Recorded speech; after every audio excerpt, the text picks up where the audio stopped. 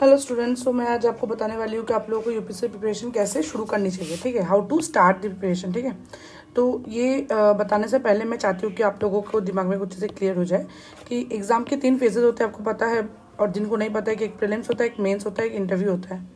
जिसमें प्रीलिम्स का जो मार्क्स आपका होगा 200 मार्क्स का पेपर होता है और उसमें 100 क्वेश्चन होते हैं। एक एक क्वेश्चन 2 मार्क्स कैरी करते हैं और उसमें आपका 1/3 ऑफ द मार्क्स, इसके मतलब 0.66 नेगेटिव मार्किंग होता है। ठीक है, this is one thing. First thing, ये प्रीलिम्स को आपको पता चल गया। मेंस में आपका क्या होता है, 7 पेपर्स होते हैं, जिसमें 4 जीएस पेपर्स होते हैं और एक एसए का पेपर होगा और 2 ऑप्शनल का पेपर होता है। ठीक है, ये आपको इतना आपको समझ में आ गया। मुझे लगता है कि इतना आपको शायद समझ में आ गया होगा। और उसके बाद में बताना चाहती हूँ GS 1 2 3 4। ठीक है, GS 1 2 3 4, उसमें आपका जो GS 1 होता है, उसमें GS 1 जो होता है उसमें क्या होता है कि GS 1 में आपका होता है ज्योग्राफी और art and culture, heritage, modern history, society और ये सब होता है। ठीक है, और इसके बाद तो ये सारे जो सिलेबस की पार्ट, इसके लिए मैं दूसरी वीडियो लाऊंगी जिसमें मैं सिलेबस की कीवर्ड्स को अच्छे से एक्सप्लेन करूंगी कि आपको सिलेबस कैसे समझना है। क्योंकि यूपीएससी का एक बहुत इंपॉर्टेंट चीज़ ये भी है कि आपको ये you need to understand this thing, और आपको ये समझना होगा कि सिलेबस समझना बहुत इंपॉर्टेंट है। जब तक आप सिलेबस को अच्छे से नहीं समझेंगे, आप PYQs एनालाइज नहीं कर पाएंगे और आप ये नहीं समझ पाएंगे कि कितना पढ़ना है और कितना छोड़ना है। That is the thing. Okay, तो अभी और हाँ, मेंस में आपको पता चल गया 7 पेपर होते हैं, 2 ऑप्शनल का होता है, 4 जीएस का होता है, एक ऐसे पेपर होता है। ठीक है, और सारे पेपर्स 250 मार्क्स का होता है। और ये जो मार्क्स है ये आपके तैयार करता है कि आप रैंक लिस्ट में है कि नहीं। और इंटरव्यू और उसका पर्सनैलिटी टेस्ट बोला जाता है, इसमें भी 250 मार्क्स कैरी करता है। ठीक है, तो अब मैं जाती हूँ कि आपको प्रिपरेशन कैसे शुरू करनी चाहिए। प्रिपरेशन का जो फर्स्ट फेज है, हम लोग आप एक चीज़ कर सकते हैं, पहले आप सिलेबस को डाउनलोड कीजिएगा। और मैं आपको बता रही हूँ, सिलेबस डाउनलोड करने के बाद आपको शायद सिलेबस पढ़ के उतने अच्छे से समझ में ना आए। और मैं ये नहीं बोल रही हूँ कि आप सिलेबस के लिए मेरे वीडियो का ही वेट करें। मैं सोच रही हूँ कि अभी कल परसों तक मैं वीडियो डाल दूंगी। फिर भी अगर आपको अभी लग रहा है कि मुझे डाउनलोड करके अभी समझना है, यूट्यूब पे बहुत सारे कोचिंग एकेडमी टीचर्स ने बना के रखा है, वहाँ से भी देख सकते हैं। ऐसा नहीं कि मेरा ही आपको देखना है। और उसके बाद आप प्रीवियस ईयर क्वेश्चन का कोई बुक खरीद लीजिए। बहुत सारे बुक्स हैं, मैं कोई भी पब्लिकेशन का नाम नहीं बोलूँगी क्योंकि फिर ये बोला जाएगा मैं किसी के बारे में प्रमोशन कर रही हूँ। ऐसा कुछ भी नहीं है। आप कोई भी प्रीवियस ईयर क्वेश्चन का बुक ले सकते हैं। 3-4 बहुत अच्छे माने जाते हैं, जो कि बहुत अच्छा है। आप थोड़ा सा देख समझ के, और बुक रिव्यू भी देख सकते हैं आप ऑनलाइन में, देख समझ के ले लीजिए।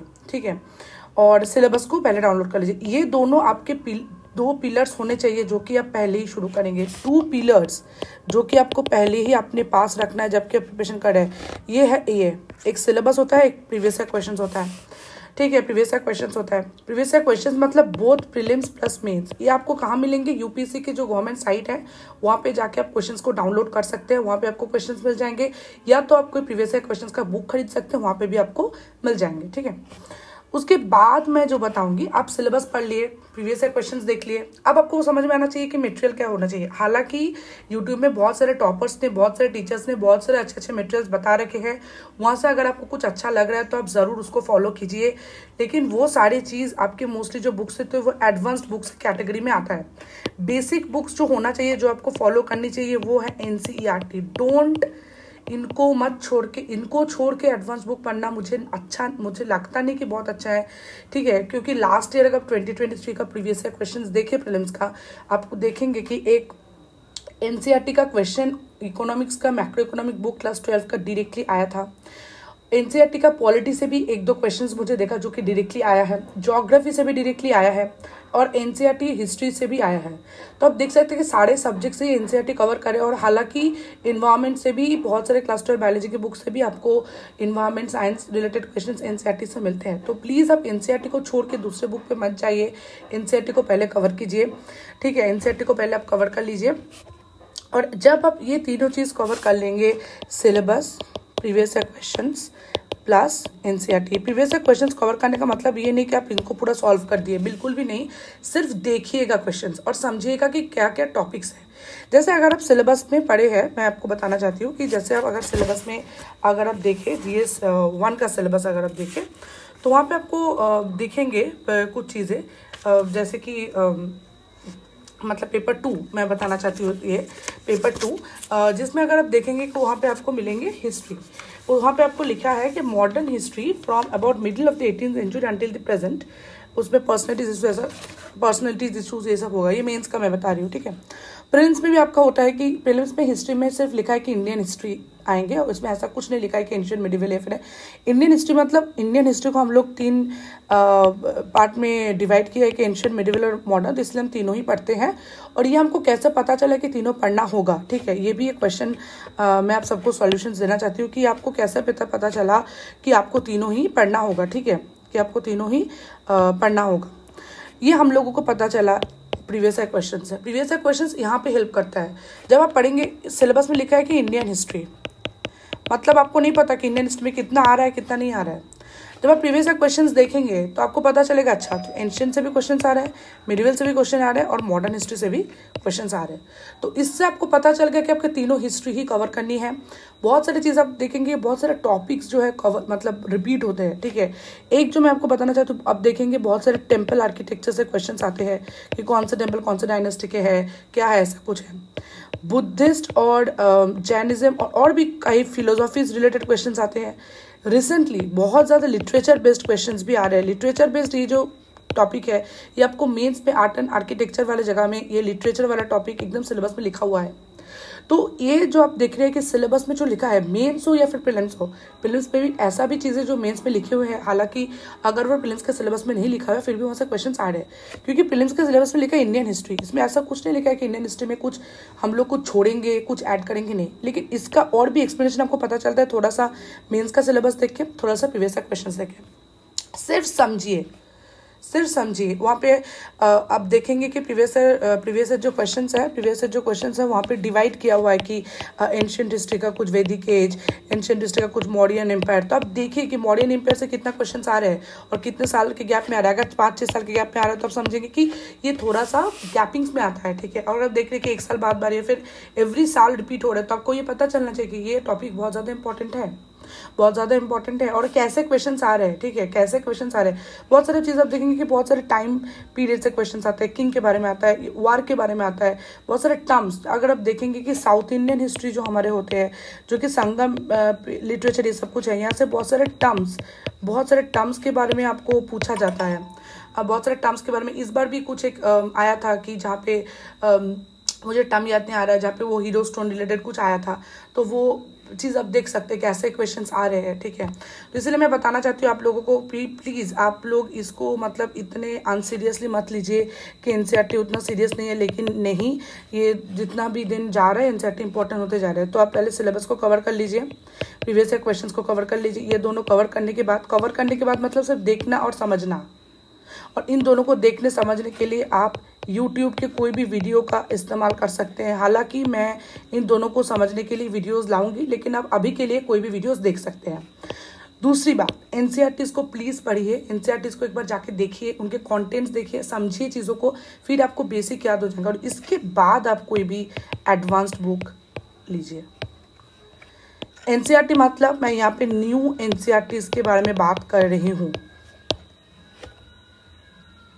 यहाँ पे मैं न्यू एनसीईआरटीज़ के बारे में बात कर रही हूँ। अगर आप बुक लिस्ट के बारे में बताया जाए, अगर आप बुक लिस्ट के बारे में जानना चाहते हैं तो मैं इसके लिए दूसरी वीडियो लाऊंगी बुक लिस्ट के बारे में, लेकिन मैं यहाँ पे सिर्फ और सिर्फ कैसे प्रिपरेशन स्टार्ट करना होता है उसके बारे में बात कर रही हूँ। बुक लिस्ट हालांकि बहुत सारे टॉपर्स ने बहुत कुछ बताया, लेकिन मुझे जो सही लगता है कि बहुत जल्दी आप समझेंगे और बहुत ही जल्दी आपका सिलेबस खत्म हो जाएगा पढ़ के, वैसा बुक लिस्ट मैं आपको बताऊँगी। कुछ जगह पर आपको बहुत मोटे बुक्स नहीं पढ़ने चाहिए, सिर्फ नोट्स पढ़ने चाहिए, वो भी मैं बता दूंगी। इसके लिए प्लीज़ आप लोग मेरे वीडियोस को फॉलो कर सकते हैं, ठीक है, वो मैं बहुत जल्दी लाने वाली हूँ। दूसरी बात, उसके बाद आप क्या करेंगे, बेसिक बुक्स आपके हो जाए, समझ में आ जाए, उसके बाद आप एडवांस बुक में जाएंगे। एडवांस बुक जैसे कि लक्ष्मीकांत, जैसे कि मॉडर्न हिस्ट्री के लिए स्पेक्ट्रम, ये सारी चीज़ थोड़ा सा एडवांस लेवल के बुक्स होते हैं। इसके बारे में भी मैं बुक लिस्ट के बारे जो वीडियो बनाऊंगी वहाँ पे बात करूंगी।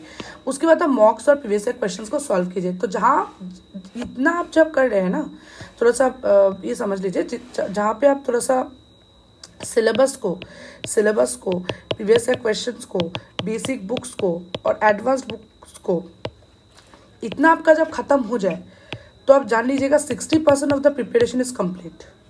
इसके बाद आप मॉक टेस्ट और प्रीवियस ईयर क्वेश्चंस को सॉल्व कीजिए, प्रीवियस इन दोनों जो एग्जाम्स दे रहे हैं उसके जो देने के बाद जो सोल्यूशंस है उसको एनालाइज कीजिए कि कहाँ कहाँ गलती हो रहा है, तो वो सारे टॉपिक्स को में थोड़ा सा जाके पढ़ लीजिए। और ऐसा कोई टॉपिक इन दोनों जगह पे आपको नए दिखे, थोड़ा सा गूगल करके उनके बारे में पढ़ के, जो अगर कुछ नया मिले तो A4 या फिर A5 शीट्स में लिख के उसको बुक के बीच में डाल दीजिए। उसके लिए कोई भी नया बुक पढ़ने की ज़रूरत नहीं है, बहुत ज़्यादा टाइम वेस्ट हो जाता है, बहुत ज़्यादा टाइम वेस्ट हो जाता है।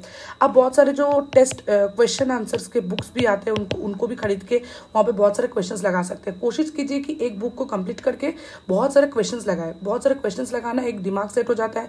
MCQs बहुत सारे सॉल्व करने की कोशिश कीजिएगा और एनालाइज करना बिल्कुल भी मत भूलिएगा। और PYQs को बहुत अच्छे से एनालाइज कीजिएगा, उनके जो ऑप्शंस होते हैं उनको भी एनालाइज कीजिएगा बहुत अच्छे से, ठीक है। तो ये हमारा एक प्रिपरेशन टेक्निक है जो मैं बताना चाहती हूँ, जिससे आपका जब हम मॉक टेस्ट PYQs देंगे बिफोर प्रीलिम्स और उसके बाद आप जब एग्जाम देने जा रहे हो तो आप जान लीजिए 80 to 90% of the preparation is complete. क्योंकि कभी भी कोई भी स्टूडेंट का अगर आप 100% भी पढ़ के जाए तब भी वो 80-90% ही होता है कंप्लीट, और उतना ही करना चाहिए, ठीक है। उसके बाद मैंने बताया कि आपको एनालाइज करना है प्रीवियस ईयर क्वेश्चंस। उसके बाद एक बहुत इंपॉर्टेंट पार्ट आता है कि आंसर राइटिंग कैसे करनी है, ठीक है। ये एक बहुत ही इंपॉर्टेंट क्वेश्चन है जो कि बहुत सारे एस्पिरेंट्स पूछते हैं, तो मैं सोच रही हूँ कि उसके बारे में थोड़ा सा बात कर लूँ। आंसर राइटिंग मुझे लगता है कि बहुत सारे लोग बोलते हैं कि आपको पहली दिन से वो करना चाहिए, तो हालांकि मुझे ऐसा लगता नहीं कि आपको आंसर राइटिंग पहले दिन से करना चाहिए। लेट्स अज्यूम कि आपने मॉडर्न हिस्ट्री पढ़ी, ठीक है, इसके आपने सिलेबस, PYQ और आपने इसका NCERT प्लस आपने इसका स्पेक्ट्रम, ये चारों कवर कर चुके हैं और आपका बेसिक नॉलेज हो गया है। उसके बाद आप मेंस के PYQ उठाएंगे। हालांकि मेंस के PYQ को पहले भी उठा कर थोड़ा सा टॉपिक देख सकते हैं कि कैसे क्वेश्चंस मेंस में आते हैं, क्योंकि हर टाइप के जो क्वेश्चन मेंस में आते हैं ऐसा प्रीलिम्स में नहीं आते हैं, और ऐसा भी बहुत सारे क्वेश्चन है जो कि प्रीलिम्स में आते हैं जो कि मेंस में नहीं आते हैं। तो थोड़ा मेंस को उठा के देख लीजिए कि कैसे क्वेश्चन मेंस में आ रहे हैं, ये आप पहले भी थोड़ा सा देख के रख सकते हैं, ठीक है। उसके बाद मेंस की PYQ उठाइए, देखिए कैसे क्वेश्चंस आए, इनको आप थोड़ा सा सॉल्व करने की कोशिश कीजिए। अगर कोई मेंटर हो तो उनसे चेक करवा लीजिएगा। बहुत सारे वेबसाइट्स में देखेंगे फ्री आंसर राइटिंग होता है, वहाँ पे भी आप फ्री आंसर राइटिंग कर सकते हैं, और वहाँ पे जो भी लोग सोल्यूशन देते हैं और कुछ मॉडल सोल्यूशंस मिलता है उनको थोड़ा सा देख के सीख सकते हैं।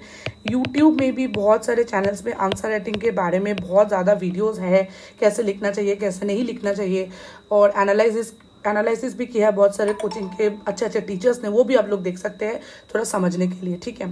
लेकिन मुझे लगता है कि आंसर राइटिंग का टाइम तभी होता है जब आपका एक सब्जेक्ट एटलीस्ट 60% कवर हो चुका हो, नहीं तो आप क्वेश्चंस नहीं समझ पाएंगे।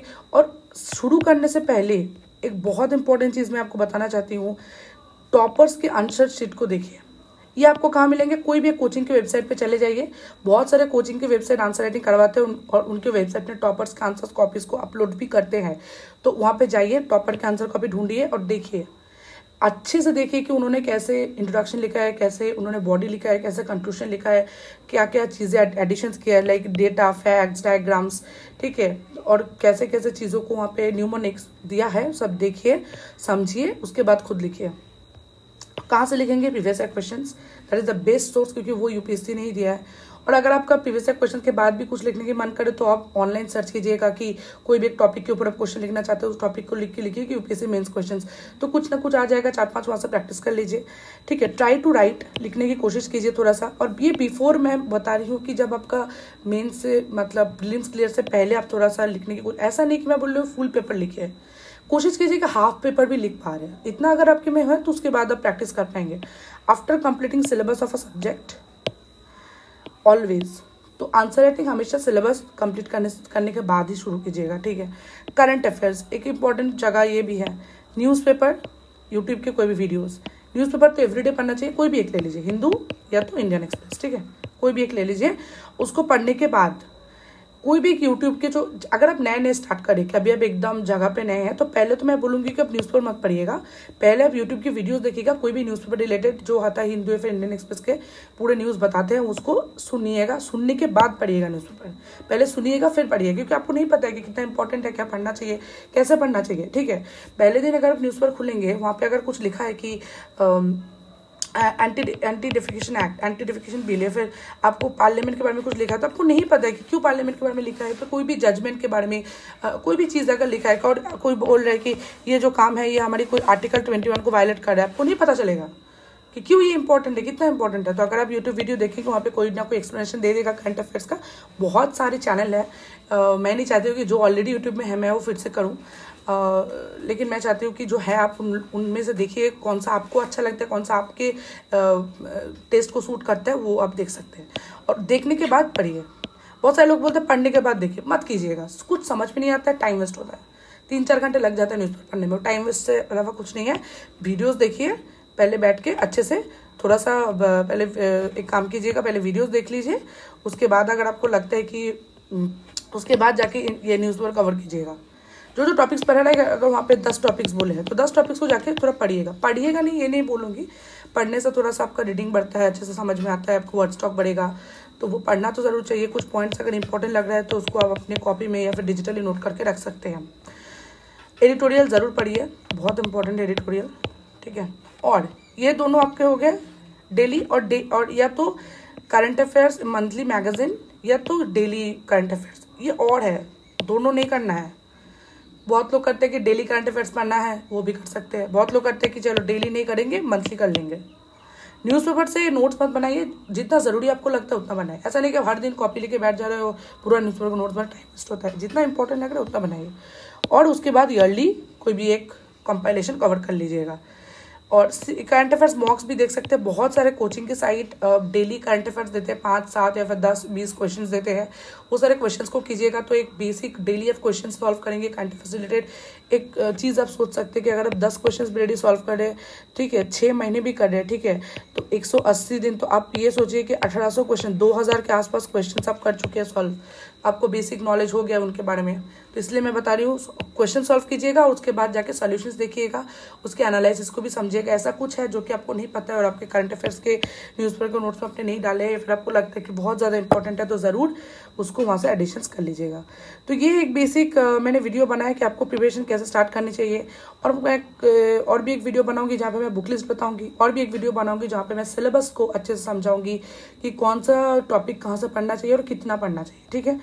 तो आज के लिए इतना ही। आपको कोई डाउट है तो ज़रूर कमेंट में बताइएगा, मैं वेट करूंगी आपके कमेंट के लिए। और लाइक शेयर सब्सक्राइब करना बिल्कुल भी मत भूलिएगा। बहुत बहुत